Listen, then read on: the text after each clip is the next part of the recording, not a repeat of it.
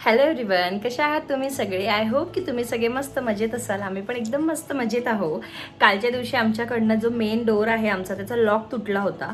Not तुटला actually, ते जे त्याचं ड्रिल करायचं असते ना, तिथनं ते थोडंसं निघालं होतं आणि त्याच्यामुळे 2-3 दिवसापासून दार व्यवस्थित लागत नव्हता आणि सडनली त्या दिवशी खूप जोरात वारा आला आणि ते जोरात ठोकलं गेलं आणि ते पूर्णपणे निघून गेलं. सो प्रॉपर आमचा जो डोर आहे तो लॉक होत नव्हता आणि त्यासाठी म्हणून का रात्रभर माझी आणि प्रीतमची व्यवस्थित झोप नाही झाली. कारण आम्हाला आय डोंट नो वाय, आम्हाला दोघांना एक भीती नेहमीपासून आहे की अव्यूला कोणी चोरून तर नाही नेणार. तर रात्री आम्ही दोन्ही पण जे आमचे हे आहेत सोफे ते लावले होते तिथे, पण तरीसुद्धा मनात भीती होती, धाकधूक होती. कंटिन्यू अव्यूला बघत होतो आणि व्यवस्थित दोघांची काही झोप नाही झाली. आणि आता दादा आले आहेत, म्हणजे ते एक अंकल आले आहेत, ते डोरचं जे आहे ते सगळं व्यवस्थित करत आहेत. ते काय होते ते तुमच्याशी पण शेअर करते, सो स्टे कनेक्टेड. तर हे दादा जे आहेत ना, हे आमच्याकडे आले होते, म्हणजे अंकल होते ते, आणि त्यांचं हे काम होतं. आम्ही यांना ना युरोपा लॉकर एक वेबसाईट आहे तिथनं बुक केलं होतं. बिकॉज या फ्लॅटमध्ये जेवढे सगळे लॉकर्स ताले वगैरे आहेत, लॉक करायचे ज्या काही गोष्टी आहेत ते युरोपाच्या आहेत आणि आम्हाला सोसायटीने सांगितलं आहे की 10 इयर्सची गॅरंटी आहे. पण तरीसुद्धा यांनी आमच्याकडनं चार्ज केलं होतं आणि ते एकाकडनं नाही तर दोन्हीकडनं निघालं होतं आणि त्यामुळे त्यांना भरपूर वेळ तिथे लागला होता. ऑलमोस्ट 1 ते 1.5 तास त्यांना लागला होता. त्यानंतर मी स्वयंपाक करायला आली होती आणि झालं असं होतं की अव्यू ना, म्हणजे असं असते ना ते नजर हटी दुर्घटना घटी, तशा टाईपचाच काहीतरी झालं होतं.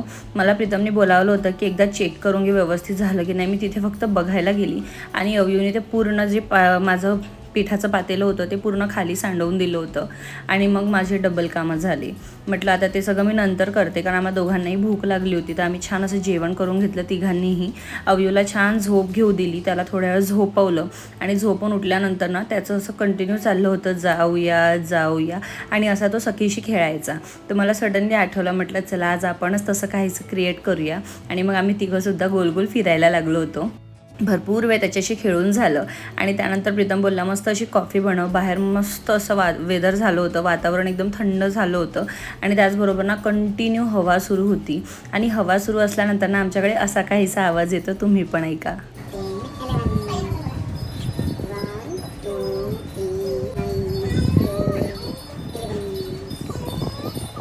तुम्ही हा आवाज ऐकलाच असेल, तर हा आवाज आहे वाईन चिमचा.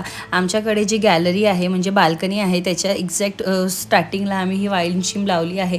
त्याचा खूप सुरेख असा आवाज येतो जेव्हा कधी वारा घरात असं गुंतला असतो किंवा असं आमच्या जी ड्राय बाल्कनी आहे तिथनं वारा येतो आणि मेन बाल्कनीमधनं पास होतो, तर ते कंटिन्यू वाजत असते आणि ते खूप छान वाटतं. स्टार्टिंगला मला थोडं इरिटेट व्हायचं कारण त्याच्या आवाजाने अव्यू झोपून उठायचा, तर मी काही दिवस ते काढूनसुद्धा ठेवलं होतं. पण त्यानंतर आता मी ते परत लावलं आहे कारण मला त्याचा आवाज खूप सुरेख वाटतो. आणि कधी आता उन्हाळा सुरू आहे पण पाऊस पण येतो आणि पावसामुळे वारा सुटतो आणि त्याच्यामुळे ते खूप छान असं वाटतं. त्यानंतर मी प्रीतम अव्यू मस्त आमचा फॅमिली टाईम इथे स्पेंड करत होतो. अव्यूचे नखरे एवढे वाढले आहेत आणि ते इतके क्यूट वाटतात, म्हणजे जे असतं ना मदरहूड, ते मी प्रॉपर असं एन्जॉय करते असं म्हणायला काहीच हरकत नाही. I really respected the people जे वर्किंग आहेत आणि त्यांना आपल्या फॅमिलीबरोबर किंवा आपल्या बाळाबरोबर एवढा टाईम मिळत नसेल. मला त्यांच्यासाठी खूप सल्यूट आणि खूप जास्ती चांगली गोष्ट वाटते की ते लोक करिअरबरोबर बाळाचं पण संगोपन करत आहे. पण त्याचबरोबर ना हा जो टाईम आहे, जरी मला 10%, 20% किंवा 50% गिल्ट असेल की माझं करिअर होत नाही आहे, मला कुठून अर्निंग होत नाही आहे, मला काही करता येत नाही आहे, माझं यूट्यूब चालत नाही आहे, पण ॲट द सेम टाईम 50% मी इतकी हॅप्पी असते की मी माझ्या बाळाबरोबर ते गोल्डन मोमेंट्स शेअर करते. तेच गोल्डन मोमेंट्स आम्ही स्पेंड करतो आहे एकमेकांबरोबर, जे आयुष्यभर आमच्यासोबत राहतील. आणि अव्यूबरोबर इतके छान छान मोमेंट्स आजकाल क्रिएट होतात. खूप क्यूट तो बिहेव करतो. आजकाल थोडा जिद्दी पण झाला आहे. त्याला 2 ते 3 वस्तू खूप आवडायला लागल्या आहे. पाणी खेळायचं, मोबाईल बघायचं, टी व्ही बघायचं, गाडीवर फिरायचं, बाहेर चल म्हटलं. जसं एकदा त्याला म्हटलं की चल आपण बाहेर जाऊ, तर लगेच शूज सॉक्स काढणार आणि चल आता बाहेरच चल, असं काहीसं त्याचं असते. आणि कंटिन्यू त्याचं ना काही सुरूच असते. जेवढा वेळ तो झोपतो तेवढाच वेळ फक्त आमच्या घरात शांती असते असं म्हणायला काहीच हरकत नाही. आणि मला वाटते असं प्रत्येकांच्या घरी असेल, ज्यांच्या घरी बाळ असेल. मला कमेंट करून सांगा की तुमच्या घरीसुद्धा असं बाळ आहे का गोडसं, जे तुम्हाला पूर्ण दिवस एंटरटेन करतं आणि एंगेज करून ठेवतं. चला असो, इव्हिनिंगची वेळ आहे. छान असं गणपती वगैरे देवाजवळ लावून घेतली होती झाडांमध्ये. आजकाल मी सकाळ संध्याकाळ दोन्ही वेळा पाणी घालते. अव्यू रेडी आहे का बाहेर जाण्यासाठी? अव्यू रेडी झालाय छान छान? कुठे चाललं देवबाप्पा करायला अव्यू? चला तर छान पूजा झाली आहे आणि आता आम्ही चाललो आहे बाहेर. सर्वात महत्त्वाचं म्हणजे अव्यूसाठी थोडेफार कपडे घ्यायचे आहे. त्याचे जेवढे कपडे आधीचे होते ना सगळे छोटे होत चालले त्याला. सो वी फील की आपण त्याच्यासाठी थोडे कपडे घेऊया. आणि त्याचबरोबर आम्हाला जायचं आहे स्वामी समर्थांच्या दर्शनासाठी. जसं की तुम्हाला माहिती आहे की मी ट्राय करते की प्रत्येक गुरुवारी एक विजिट त्यांच्याकडे करू, म्हणजे दर्शनाला त्यांच्याकडे जाऊ. आणि तिथे छान महाप्रसाद पण असतो. महाप्रसाद म्हणजे प्रसाद देतात ते. सो ते पण मला खूप आवडतं. पण नेहमी मी प्रसाद नाही घेऊन येत, कारण कधी कधी खूप गर्दी असली की मग मी पटकन दर्शन करून तशीच निघते. पण ते लोक म्हणतात की प्रसाद घेऊन जा. बरं आज बघूया, कारण आज प्रीतम आणि अव्यू पण माझ्याबरोबर येणार आहे. आणि जेव्हा कधी प्रीतम आणि अव्यू माझ्याबरोबर येतात तेव्हा मी कधीच प्रसादाला थांबत नाही, कारण ह्या दोघांमध्ये अजिबात पेशन्स नाही आहे. आणि प्रीतम तर खूप कमी वेळा मंदिरात येतो. मला वाटतं एकहीदा नाही आला ना तू? अच्छा, एकदा आला होता पण मी त्याला वापस पाठवलं, कारण अव्यू थोडं वळवळ करत होता. सो त्यासाठी चला तर आता आपण निघूया. मी घरची पण छान पूजा केली आहे. माझं वरण भाताचं कुकर रेडी झालं ऑलरेडी.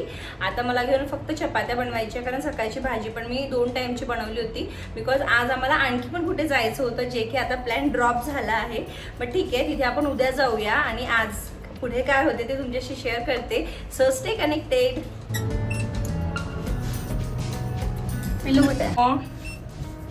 Bad manners. भागो भागो भागो. अच्छा, बाबाला घेऊन आलो मीन्स 4 व्हीलर काढायची का व्ह्यू? आपल्याला 2 व्हीलरनी जायचं बाळा. ये ना आता. आई बरोबर नाही यायचं का तुला? बाबा दिसले गाडीने तर कोई ना. मी चालली बाबांबरोबर. तुला प्रीतम नको करू यार, जा पटकन जा. जा बाबांकडे. पुढे बस. जा पुढे उभा राहा. ये पटकन. काय मी बसू आधी? तुला नाही इथे उभं राहायचं आहे ना? जा ना, उभा राहा ना तिथे. नाही राहायचं?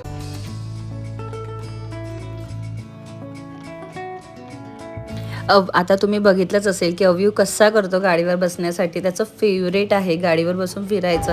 आणि फॉर शुअर प्रत्येकच छोट्या मुलांची हीच कहाणी असेल. मुलांना प्रचंड आवडते गाडीवर बसून फिरायला. त्यानंतर आम्ही स्वामी समर्थांच्या मठात पोहोचलो.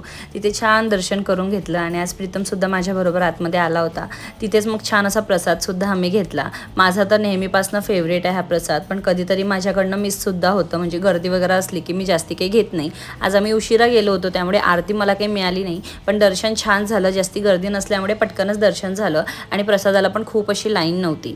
छान प्रसाद घेतला. ते आम्ही रॅप करूनच घरी घेऊन आलो होतो. त्यानंतर येतानाच गोकुळमध्ये गेलो होतो. भरपूर सारा खाऊ घेतला होता लहान मुलांसाठी. आणि आता अव्यूचे टँट्रम्स बघा. अव्यूला काय एवढं कळायला लागलं खरंच कळत नाही. त्याला तिथे लॉलीपॉप दिसत होता आणि छोटे मोठे टॉयज दिसत होते. तर बाबांचा हात धरून ओढून तो त्याचं नेणं चाललं होतं तिथे, की बाबा मला हे घेऊन द्या. आणि मला खरंच इतकं आश्चर्य वाटते की हे सगळं याला कसं कळत असेल आणि कसं शिकलं असेल हे सगळं.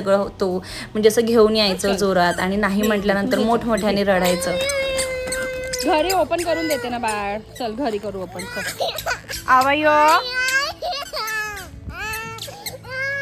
चल घरी ओपन करू.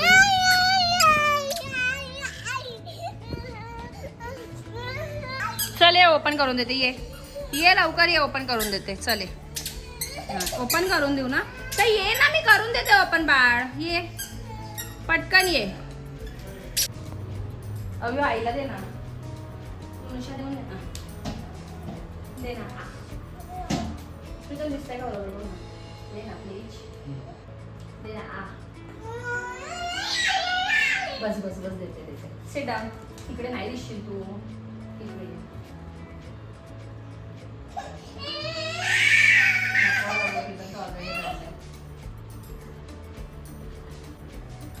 थोशा दे ना. थोशा देऊन दे ना थोशा. मी आई नाही तुझी? दे ना थोशा. थोशा तर दे.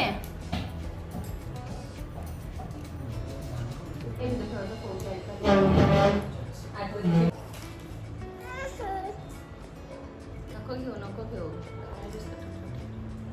दे ना थोशा.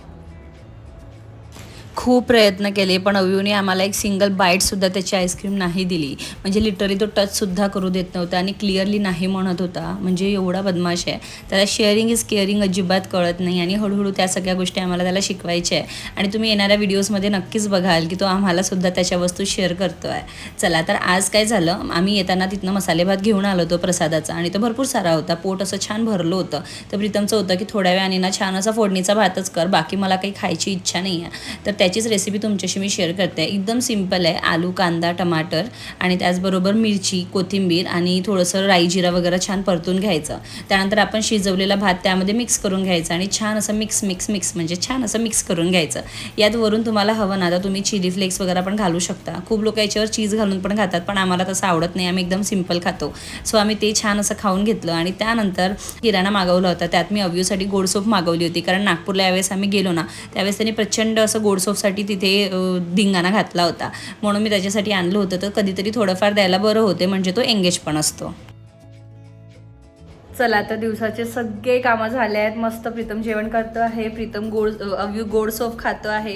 थोडंफार घर आवरायचं आहे आणि जेवणाचं म्हणजे तेच आज आमचं मस्त फोडणीचा भात राहणार आहे आणि पोट ऑलमोस्ट भरलं आहे माझं तरी. अव्यूला त्या वरण भात मस्त भरवते. प्रीतम पण जेवण करतो आणि याच नोटवर आज मी माझा व्हिडिओ एंड करते. आय होप की तुम्हाला माझा व्हिडिओ आवडला असेल आणि आवडल्यास नक्की चॅनलला सबस्क्राईब करा आणि चला भेटूया मस्त एका नवीन व्हिडिओ बरोबर. तेव्हापर्यंत बाय. त्यानंतर ना रात्रीच्या वेळेस माझं छान जेवण झालं होतं. तर मी म्हटलं चला आता आणलेली आईस्क्रीम आहे त्यातला एक आईस्क्रीम मी सुद्धा खाऊन घेते आणि ते अव्यूला दिसलं आणि त्यांनी एवढा धिंगाणा घातला की मला सुद्धा ती आईस्क्रीम हवी. मी देत होती तर खात नव्हता. मला माझ्याच हाताने खायचं असं त्याचा हट्ट होता आणि बघा किती क्यूट तो खातोय, असं थोडं थोडं खातोय आणि मी सुद्धा त्याच्याबरोबर खात होती. खूप मस्त वाटलं. असं वाटतं कधीतरी आपल्या बाळांनी पण आईस्क्रीम वगैरे खायला पाहिजे. म्हणजे असं नाही की दुसरे खातात म्हणून, आणि ते हेल्दी पण नाही आहे मला माहिती आहे, पण कधीतरी द्यायला काही हरकत नाही आहे. चला भेटूया नेक्स्ट एका नवीन व्हिडिओ बरोबर. तेव्हापर्यंत बाय अँड टेक केअर.